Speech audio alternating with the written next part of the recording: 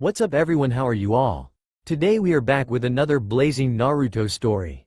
What if Kakashi refuses to help Naruto and he tries to kill him? If you enjoy then please like, share and do comments. The last filtering rays of sunlight speared through clouds on the horizon, casting the forest edge into a cascading panorama of golds and reds. The wind shuffled through the leaves, a calming intermixture of sound and motion that felt right to the young man sitting on the rough, broken surface of a piece of rubble. The hidden village in the leaves was a wreck, a vast ring of debris and shattered housing smashed up against its once mighty walls.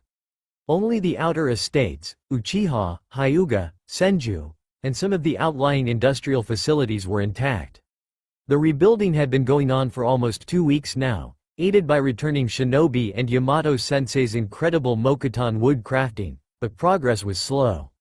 Tired after spending hours with hundreds of Kage Bushin to help with repairs, Naruto Uzumaki had withdrawn to the edge of Konoha, to think, to rest, to consider the path of his life. For many, he would seem to be doing better. After years of cold neglect, of accusation and hatred and fear, he was now the hero of Konoha. He had defeated Pain, the leader of Atsuki, and ensured that everyone killed in the attacks was returned to life. He'd discovered his father was the fourth Hokage, that his father had faith in him. He'd discovered that a beautiful Hyuga princess loved him enough to die for him. And yet, the young man, no longer a boy, was bitter and almost depressed. His smile was wry as he flipped over the battered book in his hand, Tales of a Gutsy Shinobi, and the smile slowly turned into a sneer. Propaganda. Live for your village. Die for your village. Don't ask why. He'd lived his whole life by these rules, this Nindo. Never giving up. Always following your word. Never surrender. Yet, these rules had cost his father and mother their lives. It had claimed the life of Jiraiya, the man Naruto looked up as a father. It had resulted in war and death for centuries. Nagato's words echoed strongly in his head. Dying like trash. Never-ending hatred. Pain that never heals, that is war. Naruto, this is what you must face. The book, and you. It's like someone set this all up. A life spent in scorn and loneliness, shielded only by fake smiles and truly cared for by only a few, had given Naruto a sense of hesitance. His experiences with how his own village had used him in the blood prison incident, in how they'd hidden the truth of his lineage, of how quickly they moved past the fall of Uzu. Naruto rubbed his eyes. He had finally gotten his acknowledgement from the village, and it felt hollow now. The man he looked at as his brother was still gone. The girl he wanted to see him for who he was saw him as a silly brotherly figure. And Hinata. He was angry, most of all, at her. Even as he thought of her, there was a rustle in the brush behind him, and Naruto stood, casually letting a hand fall to his side near his kunai pouch. A moment later his eyes widened as the figure who emerged. Hello, Shino. The other teenager stood, quietly, his black coat soaking up the fading sunlight. Eyes hidden behind dark black shades, the high brim of the coat concealing his face. You have been a hard person to find, Naruto-san. Why am I looking for you, you ask? Because Hinata-sama has been out of the hospital 2 days, and yet you have not seen fit to communicate with her. Naruto's cerulean eyes narrowed before he gave a laugh and rubbed the back of his head sheepishly.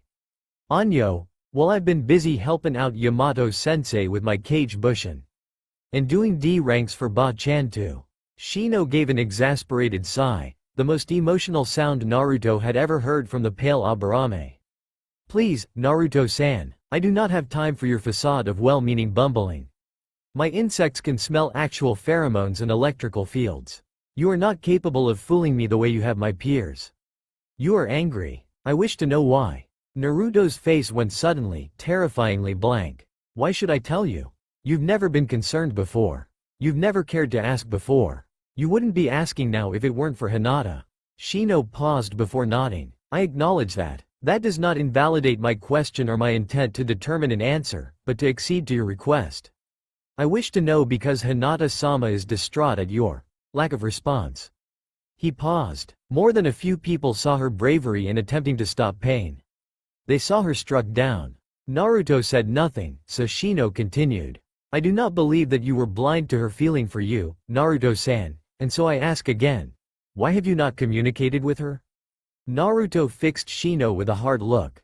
By now, I expect the whole village saw what I turned into, and what I am. Shino nodded calmly in return. You are the Jinchuriki of the Kyuubi no Kitsune. This explains why you were treated with such caution in your youth. Shino broke off as Naruto threw back his head in bitter laughter. Caution? Caution. Ha ha ha. Oh, that's just rich, bug boy. I was ostracized ever since I was born, Shino. Thrown out of stores. Sold expired food. Ignored when I walked down the street. The instructors at the academy didn't want to teach me anything. I had to teach myself to read and write, to cook, to fend for myself. The voice grew hard, cold. I know when to believe in me.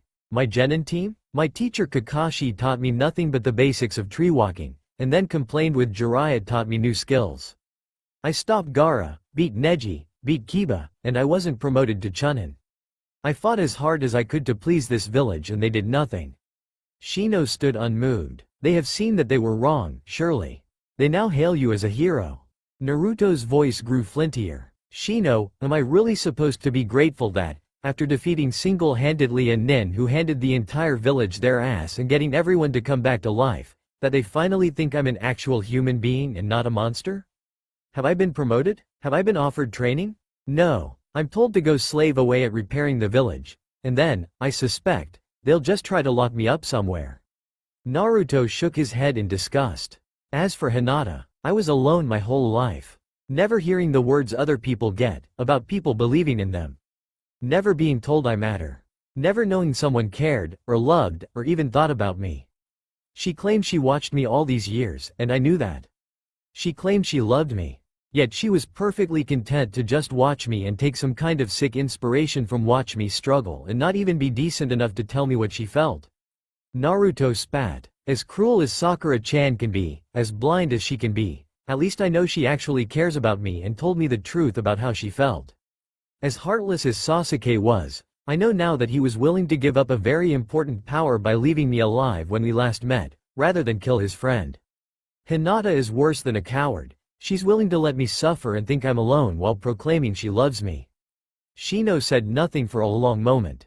Your words are bitter, but not rational. The village may have committed its sins, but we Aburame are familiar with being seen as something less than human. That is merely life. You have proven you are not a dead last, or a monster. Can you simply not accept their acknowledgement and move on from whatever bitterness you feel? You say you have never been loved. Is it not better to reach out for that than spurn it?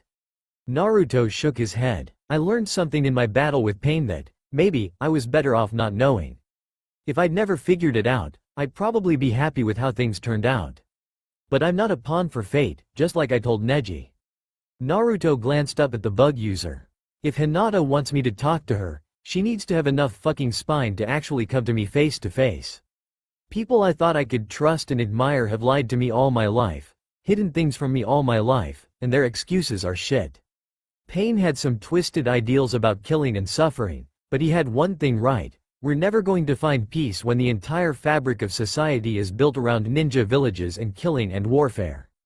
Naruto turned his back on Shino. Tell her whatever you like. I have way more important things on my mind right now than silly girls with a crush. Shino stood there silently for several seconds before leaving as silently as he came, leaving the clearing empty except for Naruto, watching the last light in the skies slowly fade into twilight. The village of Kahona was bustling, as repairs continued at speed. Hundreds of blonde hair figures dashed about, clad in red coats with black flames, aiding Yamato in rebuilding the city as fast as possible.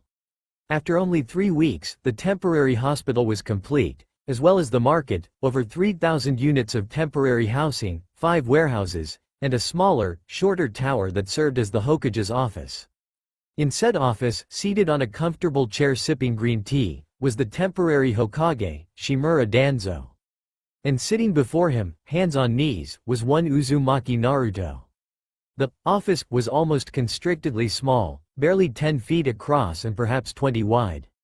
Racks of mission scrolls and hastily salvaged records were crammed haphazardly into one corner, while patrol maps and survey charts dominated the south wall. The broad bay window looking out over the village was itself heavily etched with security and strength wards. Danzo spent several seconds reviewing the scroll in his hands before his good eye flicked up to take in the shinobi before him. The leader of Root had spent years keeping a very close eye on the Jinchuriki before him, going so far as to having assigned 2 Root Anbu to watch over him full-time. Danzo had no intention of trying to put the young man into his Root forces. While controlling a Jinchuriki and crafting into a weapon had its upside, the time for that had been right after the boy's birth. No, Danzo had a better idea in mind. He'd not become the darkness of shinobi by mere power, but by his skillful and insightful understanding of human nature, emotions, and reactions. His understanding of such was why he worked so hard to eliminate it in his Root. Emotions were the most lethal weakness a shinobi could have, one that there was no real defense against except by removing them entirely. Danzo suppressed a smile as the boy in front of him shifted nervously. "Anyo, Hokage-sama, you called for me?" Danzo set down his cup, the delicate chink of porcelain just the right tone to indicate satisfaction. Of course, the subtleties of tea ceremony would be lost on the figure before him, but excellence required perfection at all things and at all times. "Yes, I did, Uzumaki. I have been reviewing the records of the council, and of the 5th Hokage." Naruto shifted again. "Is Tsunade-sama going to be alright?" The teen gave Danzo an untrusting look, almost sullen in its intensity, and Danzo's internal mirth increased. "Oh, Hiruzen, you fool. You might as well have put the boy in Root back when he was a tyke if you were going to leave him this vulnerable." Outwardly, Danzo merely nodded. "I have no fear that she will recover and reclaim her position. I am an old man, and the requirements of Hokage, I fear, are beyond my stamina." Naruto stared at him, belatedly remembering to remove the shock from his face. Danzo couldn't help himself and chuckled dryly, locking eyes with the boy. "You suspected I would try to steal the position from her? Maybe name myself Rokudame?" Naruto bit his lip, unsure of what to say, and Danzo merely smiled. He'd at last managed to copy that stupid grandfatherly smile Hiruzen always made look so effortless and natural. "I freely admit that, at one time, the office of the Hokage was my goal. I had disagreements with the direction and the goal of the Third's teachings, as well as the Fourth's naivete." Naruto frowned. "Gigi wanted peace." Danzo snorted. "I want peace also, but I am not fool enough to think it comes without cost." Hiruzen wanted peace at the cost of ignoring reality. He wanted peace without understanding that others had no want or desire for peace, and worst of all, he wanted peace without being willing to make the ugly sacrifices that would be required to bring it about. He was too soft. That's where I came in. Danzo stood, slowly, in a dignified fashion. I committed the crimes Hiruzen was too weak-willed to do. I made the executions he was too kindly to oversee. Hiruzen let Orochimaru go because he was weak. He let the Fourth die because he was weak. He allowed the situation that led to the Uchiha massacre because he was weak. Danzo half-turned, fixing his gaze on Naruto. He left the son of the Fourth to suffer in an orphanage, alone, unloved, because he was weak. He let that boy struggle to prove his loyalty to a village that spat upon not only him, but his father's sacrifice because he was weak. His precious pupil, Tsunade Hime, let that same boy languish, unpromoted, unchampioned, because she bought into his ridiculous philosophy and was weak. She sent out the man who trained you, Jiraiya, to die alone, because she was weak. And Jiraiya died at the hands of his own student. A student he abandoned, because he, too, was weak. Danzo exhaled. I have decided that, honestly, anything I would do as Hokage would be seen as tyrannical or wrong, because people are so very used to weakness after so many years of it. Naruto was silent, but his fists were clenched. Ba-chan isn't weak. Danzo snorted. She spent more than a decade drunk and gambling and terrified of blood because she lost a brother and a boyfriend. I lost my wife, 4 sons, and a quarter of my family to enemy action. Spare me, boy. His eye wandered over the skyline of the village, before taking in the crater rim beyond. If there had been strength anywhere in this entire debacle, we wouldn't be having this conversation in a damned crater that stood where Kahona once sat. Danzo turned back to face Naruto. And that is why, I think, it is best if I am not Hokage. These people don't want to be strong. They want someone to do it for them, and I'm tired of being the darkness. I'm tired of training tools for the village to die unappreciated. I am tired of being told that my patriotism is somehow offensive, when the weakness of others brought us to ruin. And I am sick of hearing about the will of fire. Danzo gestured to the scroll on his desk. A mere glance at your career shows me the hypocrisy in this village is such that the cure would kill the patient. Naruto sighed and shrugged. So, why am I here? I sort of agree with you, Hokage-sama, but I'm just a genin. Danzo broke out in a guffaw. Naruto's eyes widened, as the man nearly bent double with laughter before leaning heavily on his cane. Ah, I haven't laughed that hard in a while. Genin, indeed. What kind of genin defeats not one, but 3 S-rank missing nin? What kind of genin defeats a Jinchuriki in full expression without even using his own Biju? What kind of genin masters a ranked combat ninjutsu in a week? Danzo snorted. The weak fools of this village may be willing to ignore you, but I will not. Danzo sat. First, effective immediately, I am promoting you to Jonin. I have already informed the council of this and disregarded any negative statements in doing so. You should have been promoted long before this. Second, I will be announcing your heritage in the next week. The fact that it has been suppressed for so long is criminal, but having the announcement will boost morale, and may give the enemies of the village pause. Quote, Danzo pulled a scroll from a pile on his desk. Third, we have the effects that Minato Namikaze left for you. The man was not rich, he had a small home that was destroyed in the Kyuubi attack, and he had no clan holdings. There's a fair sum of money, a couple of million ryu, and a supply of some jutsu scrolls, including notes, incomplete notes, mind you, on the Hirishin. They're yours. Danzo pushed them across the desk and Naruto took the scroll dazedly. Finally, assuming Tsunade does not awake in the next 2 weeks, I will be pushing for you to become the Rokudame Hokage. Naruto's expression was blank, yet tense. Why are you doing all of this? Danzo smiled. I could, I suppose, make up a convincing sounding lie. But I would prefer to tell you the entire truth and have you decide on your own. Danzo stood again, facing the far wall with its maps. I want you to give me something in return.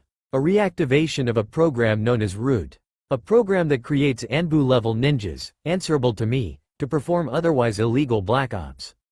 I want funding. I want labs. I want you to give me your ear in council and at least give some credence to what I say.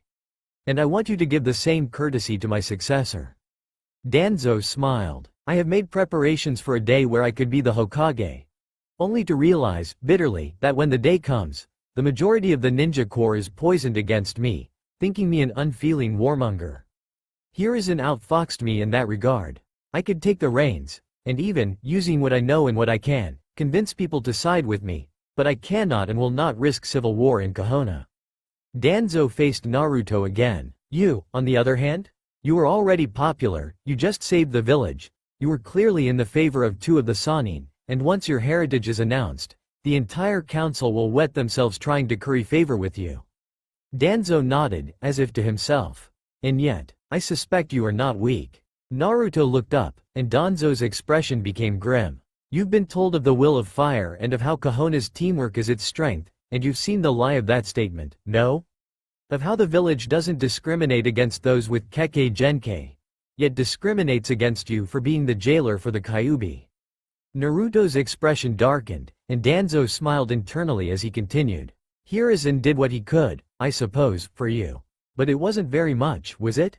The taunts, the being ignored, the rudeness of the shopkeepers. Danzo sighed. For what it is worth, the fact that you continued to defend this village, despite the utter lack of appreciation, is what makes me think you will be a good Hokage. But more than that, you are smart enough and have endured enough to realize that the light Hiruzen preached about was a lie. A lie for other people, a lie for people who don't have to deal with the real world. This was the moment. Danzo waited patiently, knowing the boy was thinking it over. His frustration and pain and anger, and Danzo's sudden gifts and acceptance. Emotions, indeed, were a weapon that no shinobi could deflect or parry. He didn't need the boy to be an emotionless weapon, if he could convert him to his own way of thinking. He hardly needed to throw false praise at the boy, just reward him appropriately. The idiocy of the civilian council, thinking the boy would be delighted to just be accepted, was his gain. Naruto finally spoke. So what is your nindo? Danzo closed his good eye. I want peace for the ninja world, but I am not fool enough to believe that those who have power will surrender it for the sake of peace. Diplomacy requires goodwill on both sides. Negotiation requires concession and sacrifices. Power only requires a will. He paused. I am willing to undertake any act to protect my village. I am without pity or remorse. Danzo opened his eye again. To be a shinobi is to sacrifice oneself. To surrender love for determination. To sacrifice light to embrace night. Closing your eyes to the sunlight, distinguishing yourself in the shadows. That is the true form of ninja. Many ninja have died like that. For every hero, every Minato, every Hashirama, there were 100 to die thankless, alone, and in the dark. Naruto frowned. But can't peace be achieved without force? That sounds too much like pain. Danzo shook his head. Young man, you will find that niceties will not make the world go round. It's thanks to those who labor in darkness that we have been able to maintain peace for so many years. And this is hidden from the common people. Sheep do not lead the shepherd. The bonsai tree is shaped by cutting and removing branches, not by talking kindly to it. Danzo paused, smiling thinly. I have done things that others kid and would consider crimes against natural law. I have mutilated myself, participated in dark experiments, and committed horrible acts. I do not do this for power or for glory. I did it because no one else would do what had to be done. That is what it means to be Hokage. To sacrifice when no one else can. Every single Hokage has died doing that, because that is the nature of the job. Naruto stared at the scroll in his hands. Even if they don't appreciate the sacrifices you make? Danzo nodded. It's best if they don't appreciate it. They can't understand what it is like, and they would judge you on what they refuse to accept in their own heart. Peace requires sacrifice. I want a peace that is dominated by a world where such sacrifices are no longer necessary. Danzo gestured to the map on the wall. Soon as Will of Wind says the shinobi world is ephemeral and survival is all that matters. To them, peace is merely a pause to gather breath and water. Iwa's Will of Stone says that the shinobi world is a tool. To them, peace is merely time to prepare for the next war.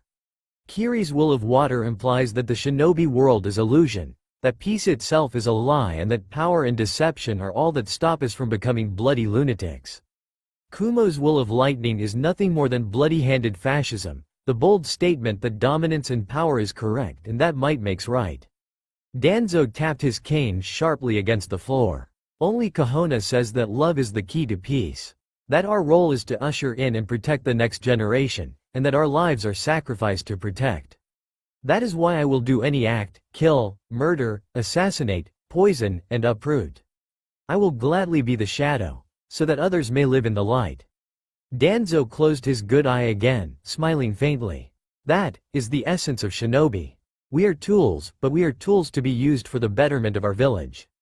Naruto sighed. It's just hard for me to want to sacrifice myself for a village that has acted the way it has towards me.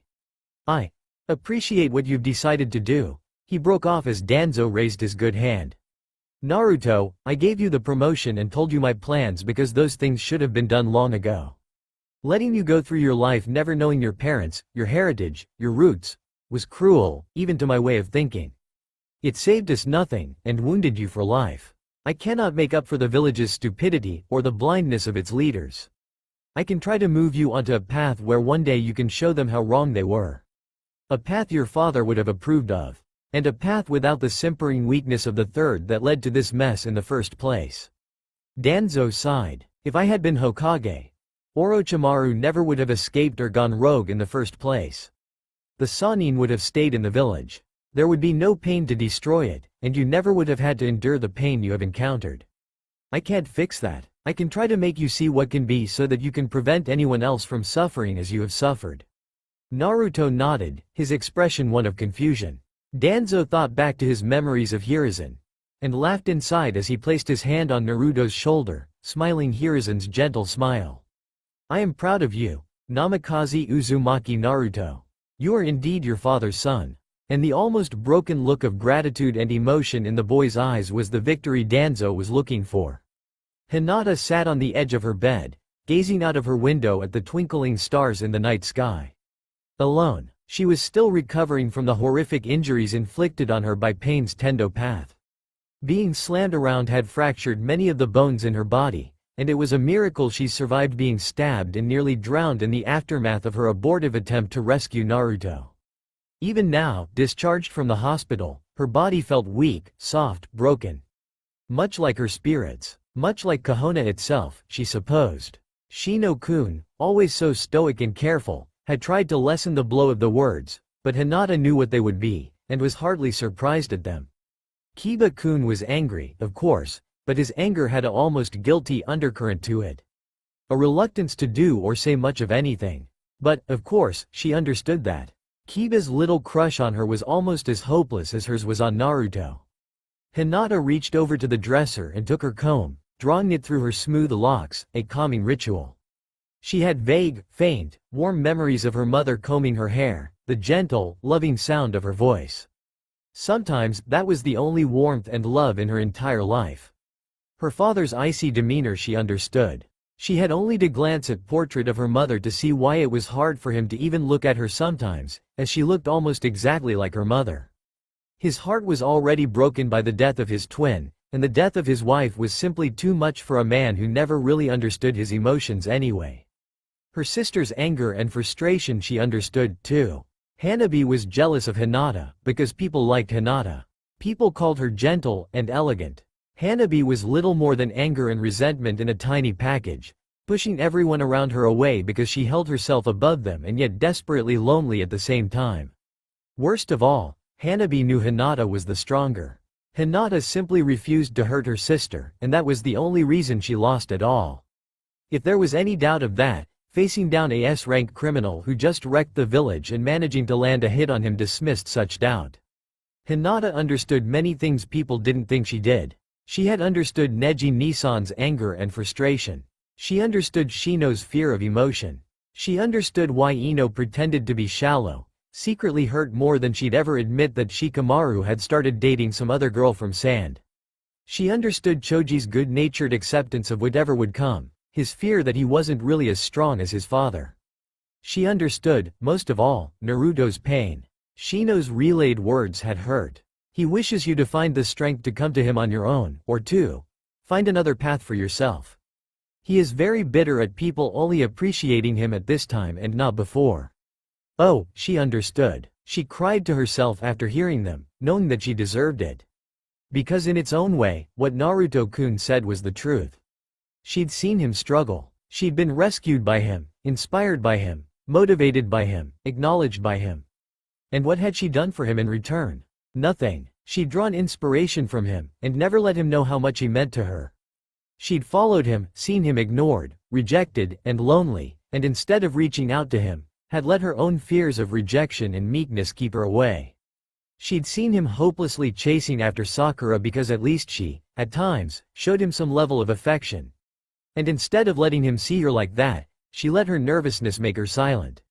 And instead of trying to show that she had changed, that she was strong, that she meant what she said about her Nindo, she'd proven her own words a lie, by moping about and crying and wishing he'd magically show up and take her into his arms. With a sigh, she laid the brush down. She glanced again at the sky, and the glow from the village below. The Hyuga enclave, set outside the walls proper, had survived Pain's attack with only minor damage. The gardens were a mess, the outer wall shattered, but the main halls were intact and most of the outlying buildings only had cosmetic damage. Tomorrow, Naruto-kun and Yamato-san were supposed to arrive to fix the outer Hyuga wall. Tomorrow would be her chance, to say what she wanted to say, too. She broke off from her thoughts, at the sound of a rustle in the courtyard below. Her hand snaked down to the kunai holster on her leg, even as she directed chakra through her system. Byukugen, the world fell away from color into grayscale, expanding in all directions. The courtyard became as bright as day, illuminated by a blazing star of chalk white and bright blue chakra, chased here and there with flickers and flames of black-red. A chakra she knew almost as well as her own, having stared at it thousands of times. She looked down into the narrowed blue eyes of the man she wanted to love, finding only cool disinterest there. The voice he spoke in was nothing more than a whisper. I'll be on top of the fourth Hokage's head for another hour. Then the figure vanished in a puff of smoke. Kage Bushin, then. Danzo suppressed a smile as his root lieutenant reported the movements of Hinata in the night. An amusing opening, Naruto. Make sure they aren't interrupted, Torun. This may be more amusing than I expected. A flicker of motion, and Danzo once again stood alone in the room, before sighing and going to make more tea. Hinata leapt down from the tree into the flat surface of the top of the Hokage monument, breathing a bit heavily. Slipping out of the Hyuga mansion in the confusion of the guard change was simple. She had come at nearly top speed, heart-pounding, mouth dry. She didn't know what she'd say or do, or what Naruto-kun wanted, but she would be here. She had to try. With a stiff motion, the figure in front of her stood slowly. His beautiful red coat was scuffed and dirty from rebuilding, his orange pants torn at one knee. His eyes were tired, the flesh around them almost bruised with exhaustion, his hair a bit matted. He'd clearly not had a shower or much sleep in the past couple of days, and there was the barest hint of stubble around his jawline. So you at least had enough courage to show up. Naruto-kun's voice was cold and Hinata could only nod mutely, eyes tracking him through the darkness. He looked at the ground, as if thinking about something, and Hinata mentally steeled herself. Anyo. Naruto-kun. I'm sorry. For not doing what I should have. For not letting you know how I felt. How I feel. Her nervousness increased but she forced her nerves down. She couldn't afford to be weak. Even if he told her to get out of her life. I know I should have said something. I should have trusted you, not been weak. And I'm sorry. I tried to be like you but I don't know how, Naruto-kun. I want never to give up, and I won't. So I am here. She bit her lip. Even if that's only to hear you tell me to go away. Naruto turned to face her, taking a step forward until they were very close. Do you even understand why I am so angry? It hurts. Everything fucking hurts. Nothing I do is good enough for anyone to make an effort. Nothing. I tried my best and it wasn't even worth saying anything. How can I believe you love me against that? His eyes, she saw, were so tired. It took her several seconds to find her voice. She was trying very hard not to just break down crying, she had to be strong. She had to find a way to reach him. Kurenai-sensei had always told her to just be herself, so she tried. Naruto-kun, I know what I feel. How I feel. I tried to save you from pain because I felt I had let you down all my life and I had to make up for it. I didn't say what I should have because I was scared. Naruto sighed and she hurried on. I was scared of how my family would react. Of you saying, you didn't see care for me. I know you were always asking Sakura for dates. I was scared, you would just dismiss me. And I know what I'm saying is just words that don't fix that I screwed up. I wasn't there for you when you were hurt and alone and I don't know what my father would say if I told him how I felt about you. I don't care now. I want to stop chasing you and be by your side. She looked away. Even if you don't care about me as I do for you. Naruto sighed again, burying his face in his hands. Hinata, I'm supposed to be the stupid doby, not you. Did you not hear what happened after you fell? Hinata thought back to her conversation with Kiba-kun, in the hospital, about how Naruto had reacted after her collapse in the fight with Pain. After that freak stabbed you? Oh, Kami, Naruto just completely lost his shit. The whole freaking village felt the shockwave, and he basically turned into the freaking Kyuubi. That Pain asshole tried putting him in fuck I don't know, a small moon, and he just broke out of it and shattered that motherfucker. Anyo. You unleashed the Kyuubi, to stop Pain. Naruto glanced at her. Pale eyes shining in dim moonlight, soft, blue hair almost black, pale, unmarked skin. She was very beautiful. Very open. And, if Danzo-sama was right, very weak. I did more than just unleash it. I almost tore my soul apart trying to get at Pain. He killed Jiraiya, who was like a dad to me. He'd hurt Ba-chan and he'd killed Shinzune Ni-chan and Kakashi-sensei. I was angry. But I wasn't angry enough to do that until he struck you down. Naruto grimaced at the memory. Then I thought he'd killed you, just to make a point. I thought you were dead. I wanted to turn him into paste. And then I won, I more than won. He clenched his fist. I'd beaten the bastard with words. I made him see he was wrong. I'd saved the village. Naruto looked up at her, mouth drawn into a frown. And the villagers cheered. Now, all of a sudden, I wasn't a monster. Now, all of a sudden, I was a hero. Before I guess I was just a demon brat. I'm expected to just forgive them, without any of them actually asking for it. They weren't going to promote me. They were just going to let me rot. Naruto closed his eyes. When you told me you loved me I wanted to scream, where were you all those years? But maybe you didn't know it was love. Maybe you just wanted someone to inspire you. But right after that mess, I waited for you. Naruto looked up at her again. No one told me you were at the hospital. And when I asked where you were, they said you were unconscious. I figured, when you woke up, we'd talk, that you would come to me. Explain. Naruto flung his hands in the air. Instead, you avoided me, you fucking hid. And instead of bothering to come to me, you sent Shino. A man who can't even understand a joke, much less anything else. And he had the nerve to suggest somehow I am being the bad guy in all this. Hinata drew a breath. Why you aren't the bad guy, Naruto-kun? I didn't. I was scared and I didn't handle it right. That's why I am here now. Quote. Naruto snorted. You're here now because I sent a cage bushin after you telling you to come here. You're here now because you're scared I'm going to reject your confession. You're not here because you want to be, you're here because you think you have to be. Naruto sighed bitterly. And once again, Danzo-sama was right. So was Sasuke. I am a dobi. He turned to Hinata. Tomorrow, the acting Hokage is going to announce something involving me. Something that will probably make a lot of people change how they look at me. I guess I should be happy that someone at least appreciates me for what I am, without what tomorrow will bring. Naruto kicked at the dirt. But I can't just let go of the past. Of how alone I was. Do you know what it would have meant for me to have heard those words before I had to nearly die to save the fucking village? Hinata hung her head. Why yes, IW was selfish. Naruto gave her a narrow gaze before sighing tiredly. I need to be my usual, stupid, happy smiley self again. Then everyone can pretend everything is right with the world. You wouldn't be crying in. Hinata shook her head, a few tears sliding from her cheeks to spatter against the dirt. I don't care whatever announcement happens. I know you can't let go of the past. I know I haven't done anything to show that I am different from any of the rest. I just want another chance. To show you I am not scared. Or weak. Naruto rubbed the back of his neck. I'm too tired to think right now, tonight. I don't know what kind of answer I am expected to give, and whatever it is, I need to think on it.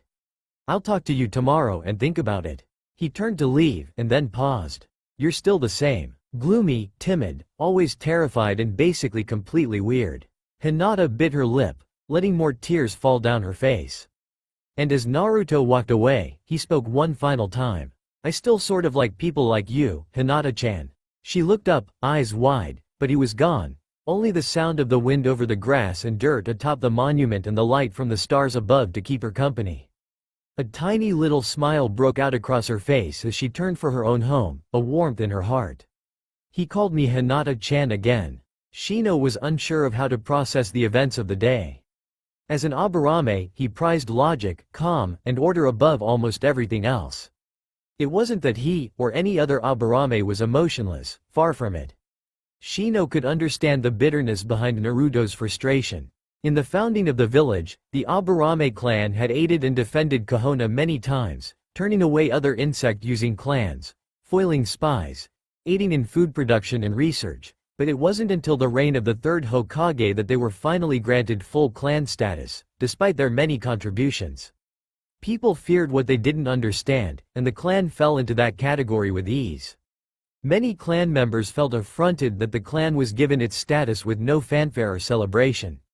When the Yamanaka and Nara clans were added to the clan council, there were festivities and announcements. The Aburame were merely handed the status, and with very little visible gratitude. It was a decision made by the third, not by the village. Shino understood that Naruto felt cheated, after listening to Danzo announce that Naruto was the son of the fourth Hokage.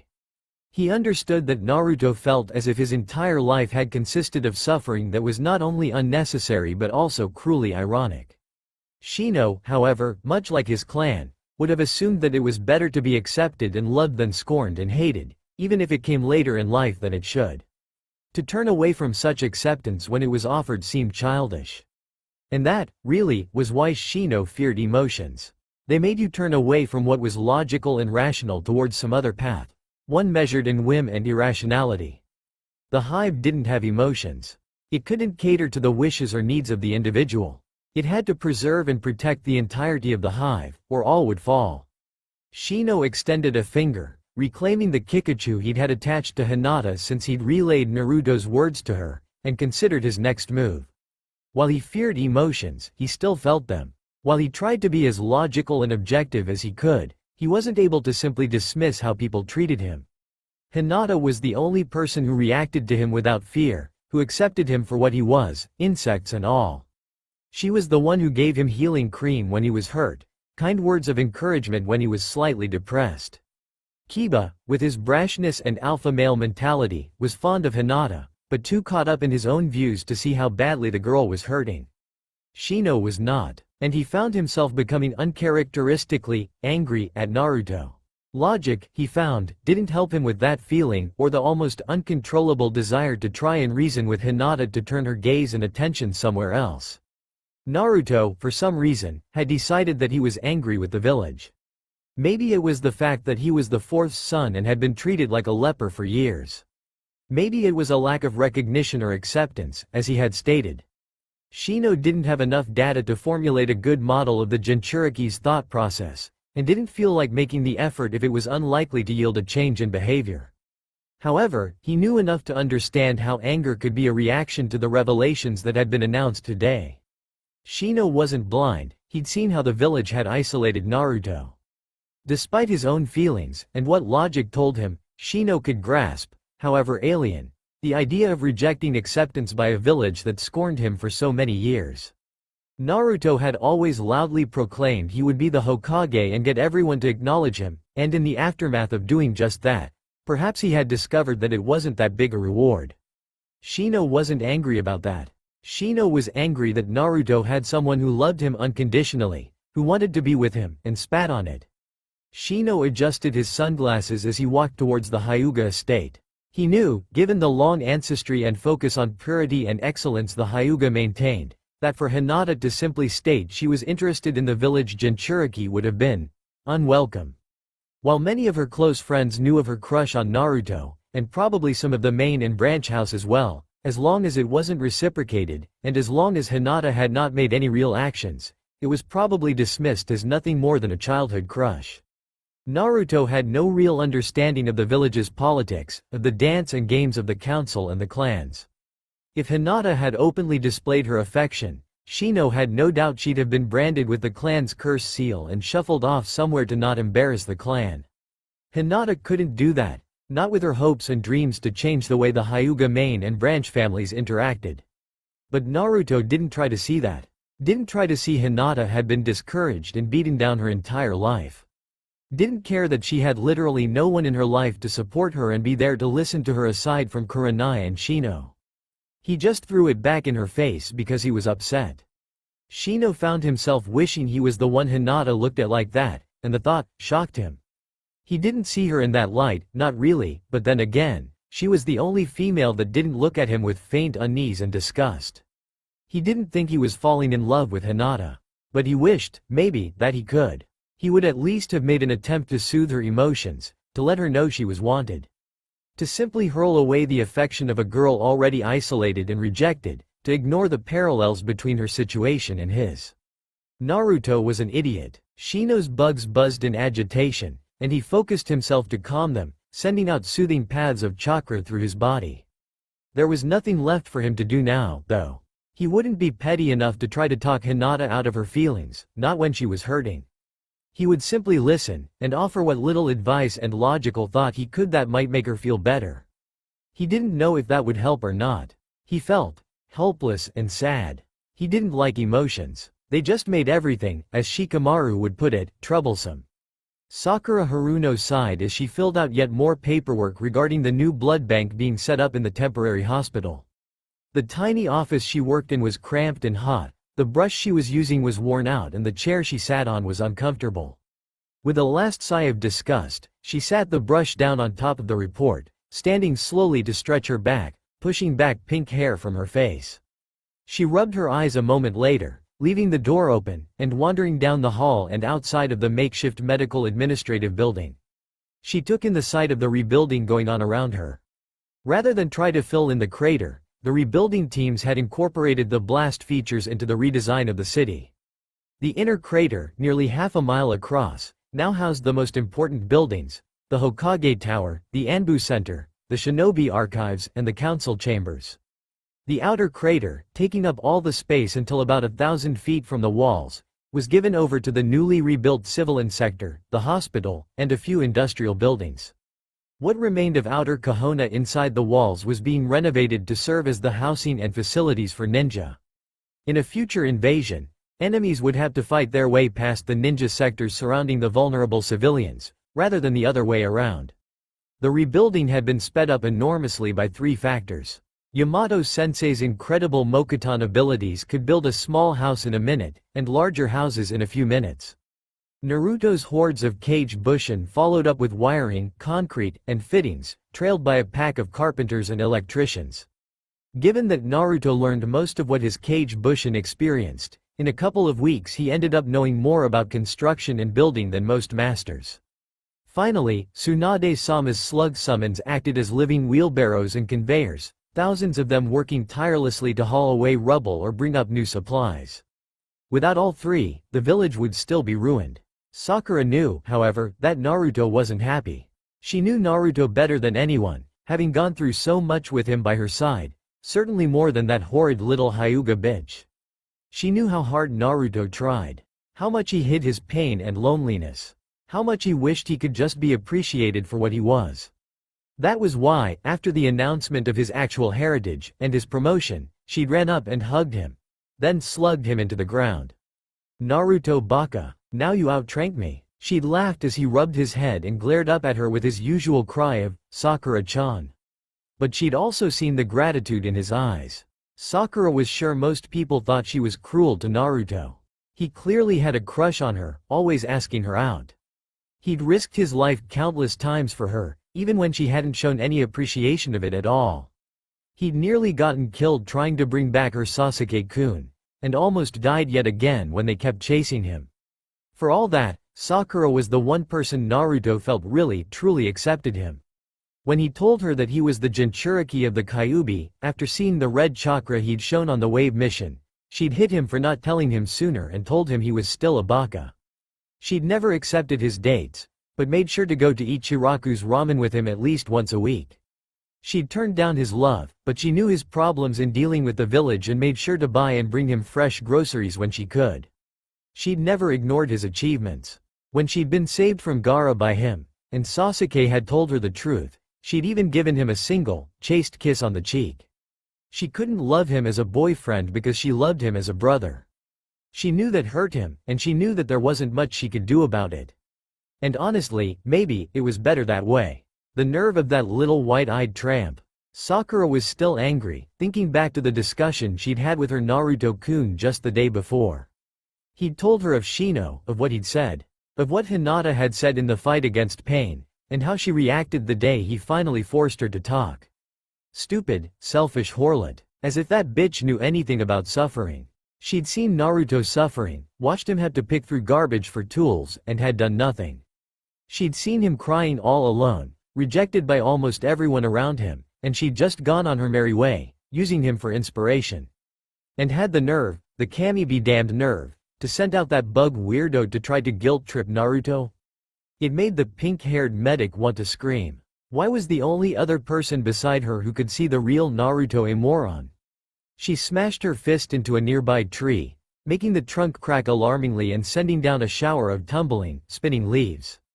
A moment later, a voice spoke up. "Nay, Sakura-chan, are you okay?" She half turned to see Naruto standing there, his red and black coat looking new and mended, sheepishly rubbing the back of his head with his eyes squinted and closed.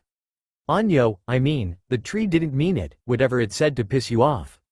Sakura rolled her eyes. "Ramen topping baka." She grabbed him by the shoulder and pulled him next to her, resuming her walk. "I told you to get some sleep, Naruto-kun. You've been running on empty for days and being paraded around like a trophy didn't help." She poked his middle, making him giggle in a silly fashion and wriggle away. "And you haven't been eating." Naruto gave her a look.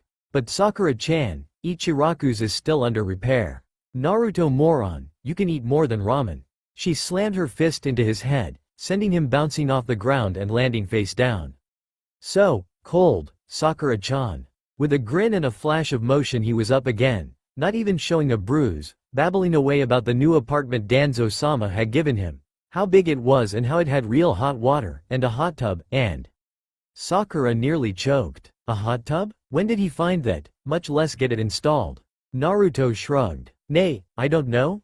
I think it was a surviving building from the attack. Belonged to some merchant or something. Serves the bastards right, the way they treated me all those years. He wiggled his eyebrows salaciously. Anyo, you interested in trying it out? It's big enough for TW. She held up her fist. Finish that sentence and I'll make sure you need a catheter the rest of your life, Baka Pig. She shook it for emphasis and the boy broke away in giggles, making her quirk her own lips in helpless amusement. A moment later, however, she cursed, looking ahead, and Naruto stopped to look at her. Huh? Sakura jerked her thumb to her left. Your fan club. Naruto sighed, glancing down the road, as a series of younger women saw him and began to call his name.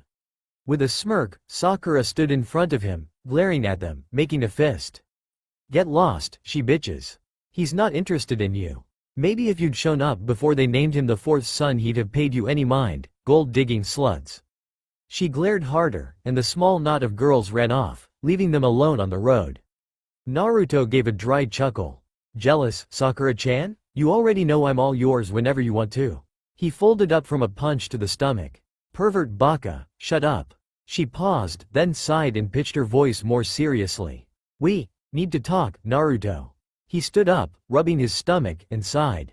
There's nothing to talk about, Sakura. You haven't given up on Sasuke. I know and understand that. He was the person you looked up to. He saw through the fangirl to the real you. He reached out, hesitantly touching her hair, gazing at it longingly as if he could never actually reach it. I wouldn't want you to decide anything anyway until you figure out how you feel. Sakura tensed her jaw. I told you. I love you. I love you more than my parents, maybe more than I love Sasuke-kun. I'd die for you. I'm just not, you're like family. I can just talk. I don't have to be Sakura, apprentice to the Sannin. Or Sakura, weak fangirl. Or Sakura, who can't even get her parents to believe in her. Naruto nodded. I know. Most days, Sakura-chan. That's the only reason I haven't gone crazy, or left the village. I know you understand me. It's why I'll never give up. The small smile he gave was heartbreaking, and a moment later it faded, his voice becoming quiet and tired. But I'm tired of people not seeing me. Even when they cheer my name they don't see me. Those eyes haven't changed. They aren't full of hate and fear, but they still ignore me for whatever they want to see. Before, they wanted to see Kyuubi. They wanted to see something they could hate. Now, they want to see the fourth, the hero. He clenched a fist. Danzo-sama, I think, was right. Sakura sighed again. Naruto's meetings with the old warrior had changed him quite a bit, and Sakura wasn't sure she really liked Danzo's philosophy. She knew, if she wanted to, she could get Naruto-kun to ditch him. Hell, if she wanted to, she could get Naruto-kun to do anything. Being the first person to reach out to him and just see him as the person he was ended up with, from her point of view, a somewhat unhealthy level of obsession.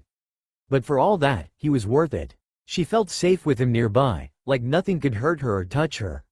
She knew that he'd go beyond death itself before letting her get hurt. He'd taken weeks to get over accidentally hurting her in his four-tailed form when they faced Orochimaru. She knew that she had more influence over his thinking and what he would and wouldn't put up with than anyone else. The question was, really, if Danzo-sama was just using Naruto-kun for his own plans, or if he meant what he said. Sakura knew how desperately Naruto needed to be accepted. Not for what he was, but in spite of what he was. He didn't want to be the container, and he didn't want to be the hero, or the fourth son. He wanted recognition of being the guy who never gave up, or just another person. He didn't know how to handle attention. Or people. The village thought that he would just let the past go, forgive them of their sins, pretend everything was cool with a silly smile and a stupid expression.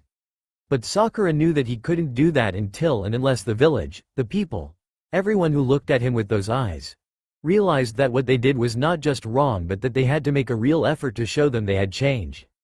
Forgiveness can't just be handed out. Naruto was good at reaching out, breaking past barriers with other villages. Wave adored him. Sand held him as a hero. He'd made so many bonds. And yet his own village never bothered to try to understand the real Naruto, to look underneath the underneath. Sakura bit her lip, and threw her arm around her friend. "Baka, I'm making you dinner. Come on." She smiled at the happy grin on his face as she tugged him back towards the hospital. "I just have to finish this stupid report and turn it in to Suande Shiso and then we can go." And no ramen. She was worried about her friend, her brother, her precious person. Forgiveness wasn't going to happen, she knew, because no one really regretted what they'd done.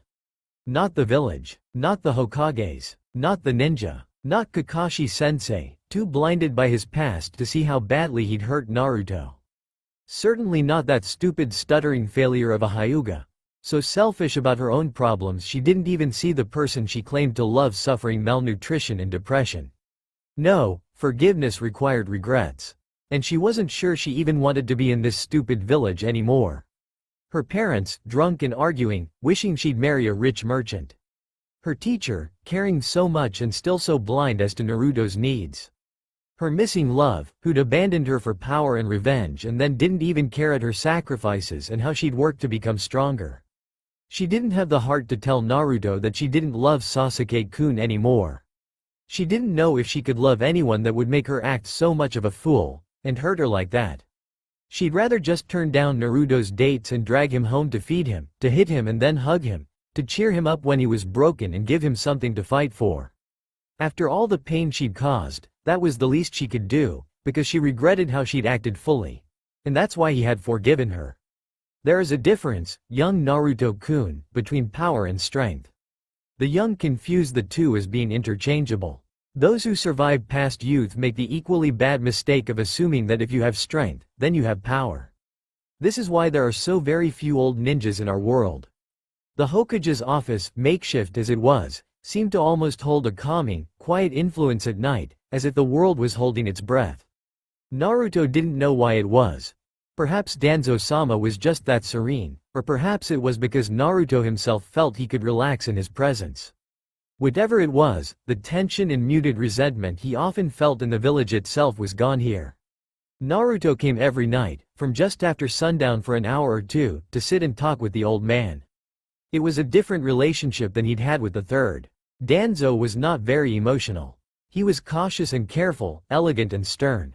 His face was lined with the sacrifices he'd made for his village, but his back was straight, and not much gray was in his hair despite being nearly as old as the third had been. The weeks following the announcement of Naruto's heritage had been strange, frustrating, and eye-opening.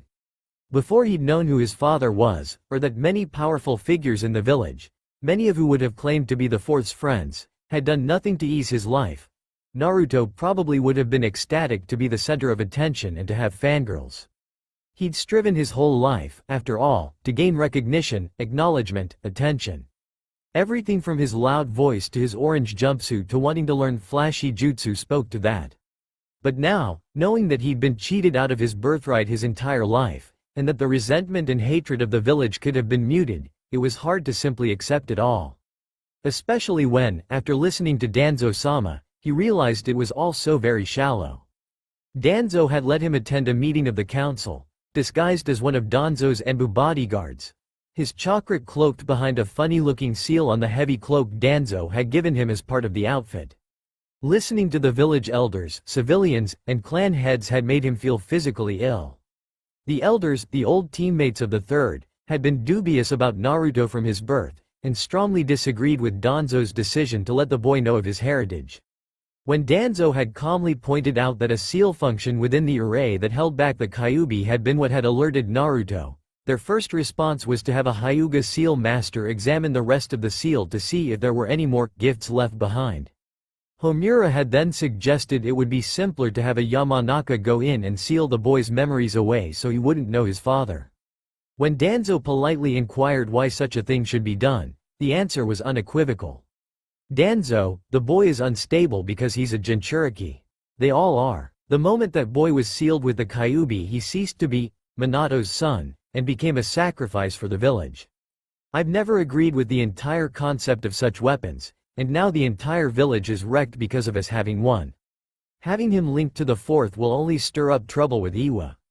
No one cared that he'd stopped pain, or that he'd saved the villagers, or any of his other achievements. The civilian council saw him as a tool. Marry him off to some rich merchant's daughter and rebuild the Namikaze name for Kahona. The leader of the civilian council, an oily, fat man called Uyu, smirked as he spoke.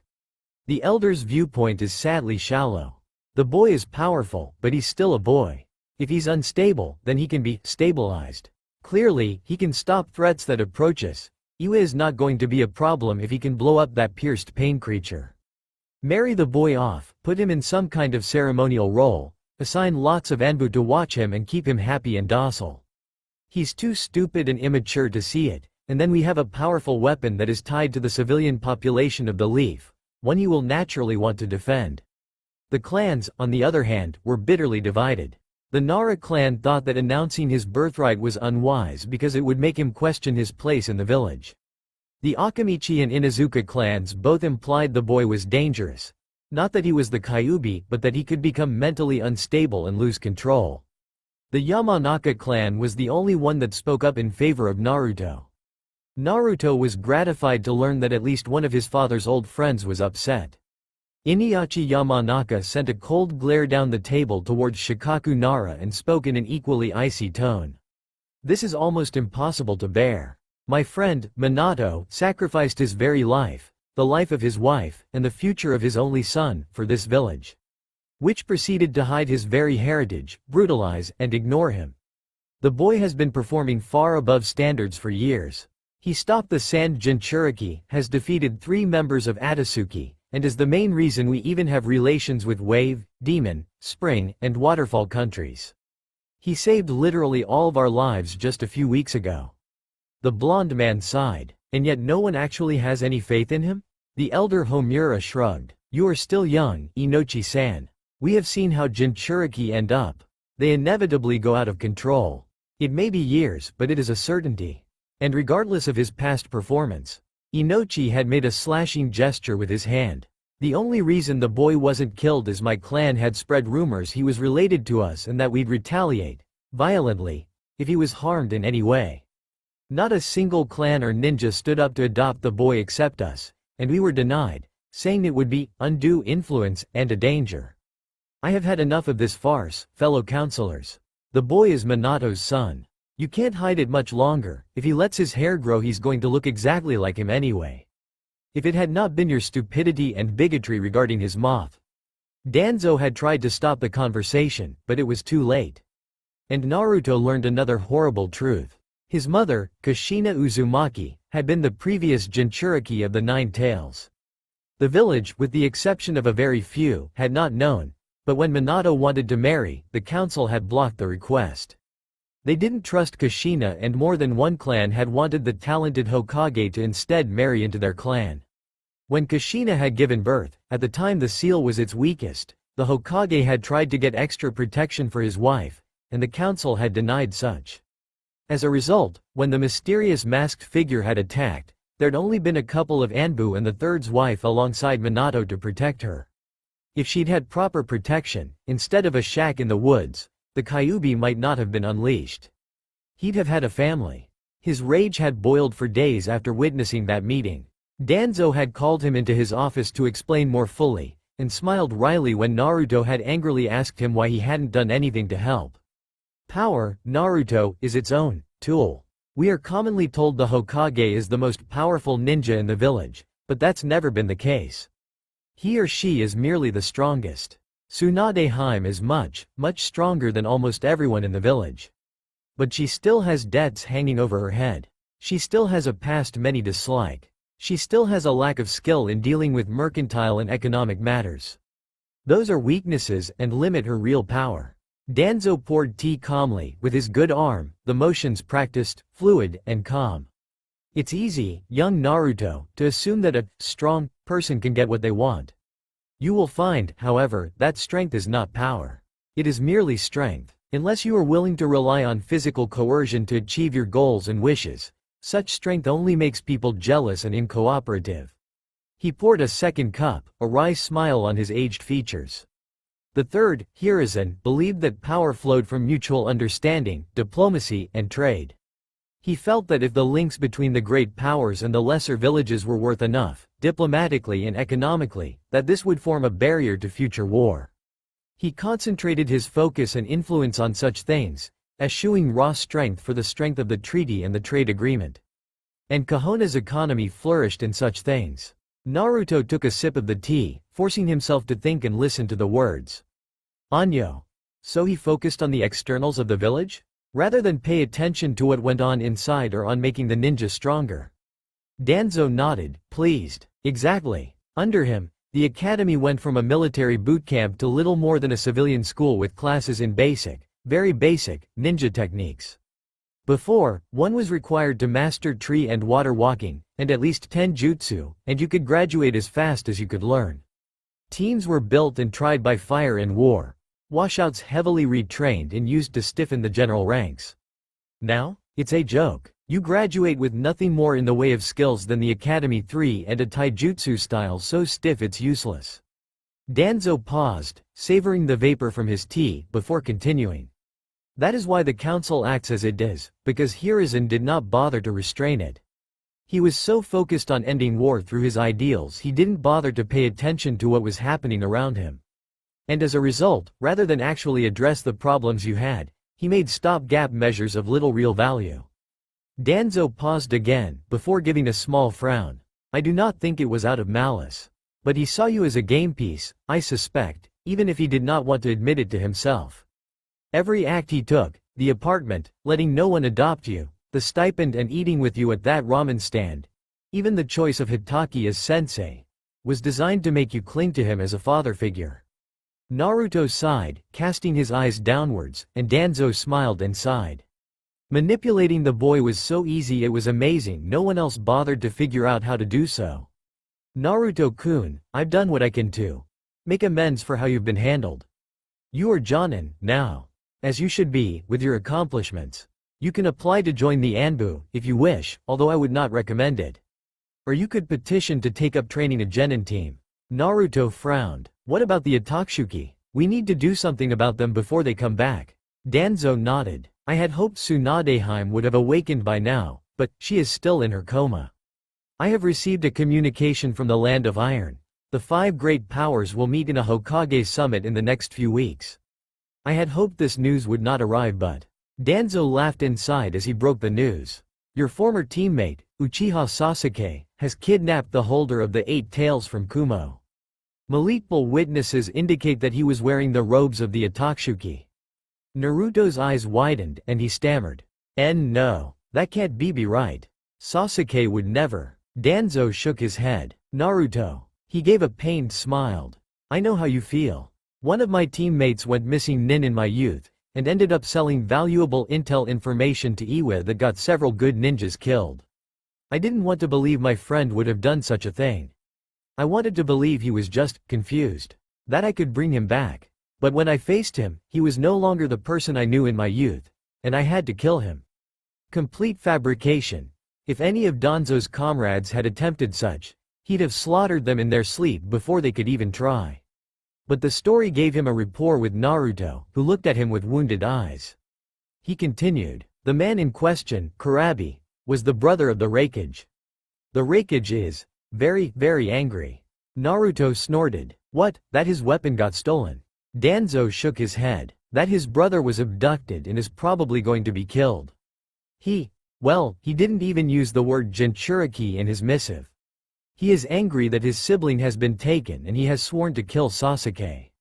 The Hokage summit is to discuss the options the 5 great powers will take to stop Atotsuki. Danzo made a gesture to the window.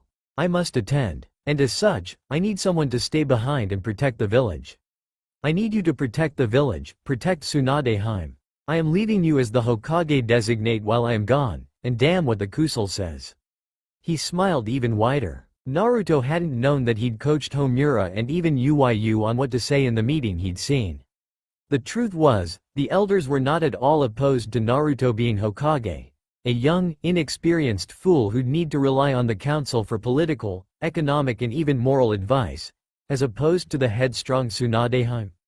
Perfect. But Danzo had to lead the boy by the nose, to set up the plays so it would look as if his own abilities were finally winning people over. Naruto would only be angry and vulnerable for so long before his loneliness and need for acceptance made him get past his childish anger and rather stupid rejection of the village's homage. And by the time that happened, he would be entirely Danzo's creature. The hat was uncomfortable and stupid looking. Much better to be the shadow behind the shadow than standing in the light, visible to all. Danzo chatted a bit longer with the boy before dismissing him, then turned to the corner of the room, where one of his root Anbu emerged seamlessly from the wall. Your report? The root knelt before Danzo. Hokage-sama, I've had my bugs scout the boy's friends and associates. The Hyuga heiress has had a long-term crush on the Jinchuriki, but only acted on it recently, and the boy appears put out at her hesitance. Haruno does not seem to see the boy in a romantic light. Conversations indicate a close friendship, however, and she has greater insight into his mindset than most others do. The majority of his friends are still in confusion over the announcement about his heritage. The Yamanaka has made some tentative moves towards trying to get closer to him. Danzo nodded thoughtfully. The Hyuga is not an acceptable influence on the boy, and I'm sure the Hyuga elders will agree that they are not a good match, even with his heritage known. The Haruno girl is clearly a source of stability, but her past relationship with the Uchiha traitor is problematic. Danzo stroked his chin and then smiled. Bring me Fu. I think changing a few minds, literally, may bring out the changes I want to see. That's all for now. If you enjoy this video, then please like, share and do comments.